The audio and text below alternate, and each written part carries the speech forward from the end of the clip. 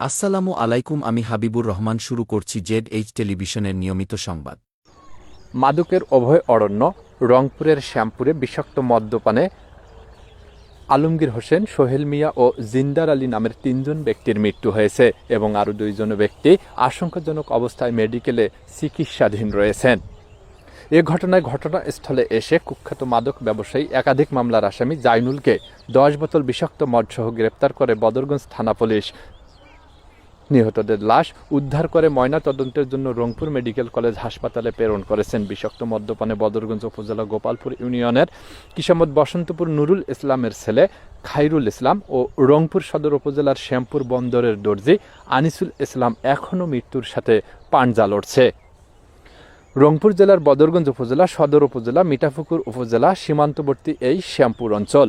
এই অঞ্চলে দীর্ঘদিন যাবত মাদক ব্যবসায়ীরা নির্ভয়ে মাদক ব্যবসা চালিয়ে যাচ্ছে।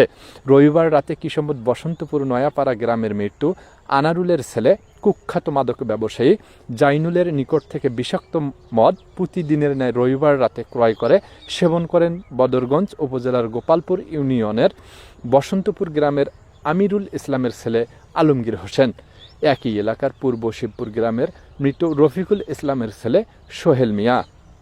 রংপুর সদর উপজেলার চন্দনপাট ইউনিয়নের শ্যামপুর সাপাড়া গ্রামের সাইদার রহমানের ছেলে জিন্দার আলী সহ কয়েকজন মাদকসেবী। ওই রাতে আলমগীর, সোহেল, জিন্দার মৃত্যুবরণ করেন। অপরদিকে মাদকসেবী খাইরুল ও আনিসুল গোপনে চিকিৎসাধীন রয়েছে। রংপুর জেলা সহকারী পুলিশ সুপার সঞ্জয়, বদরগঞ্জ থানার ভারপ্রাপ্ত কর্মকর্তা জাহিদ হাসান ঘটনাস্থল পরিদর্শন করে লাশ উদ্ধার করে ময়না তদন্তের জন্য রংপুর মেডিকেল কলেজ হাসপাতালে প্রেরণ করেন। ঘটনাস্থলে এসে পুলিশ অভিযান চালিয়ে কুখ্যাত মাদক ব্যবসায়ী জাইনুলকে মাদকসহ গ্রেপ্তার করে জেল হাজতে প্রেরণ করেন।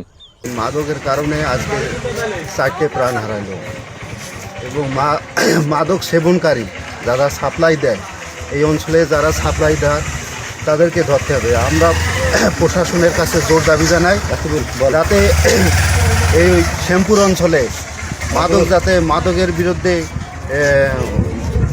মানে জোরালো অভিযান চালায়, যাতে যারা সাপ্লাই করে এবং যারা খায় তাদেরকে যা ধরতে হবে, যাতে এই যুব সমাজ আর ধ্বংস না হয়।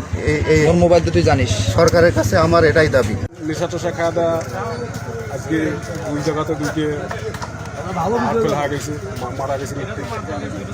আর এই নিয়ে আমরা তো সবাই দেখতেছি ইয়েলাউড়িতে সবার মাঝে এই মাদক নেশা খাওয়া দাওয়া বেশি হয়ে গেছে। সরকারের কাছে আমি আবেদন চাই, বিচার চাই, সহযোগিতা চাই। মাদক খাইছে, এইটা খাওয়া মারা গেছে।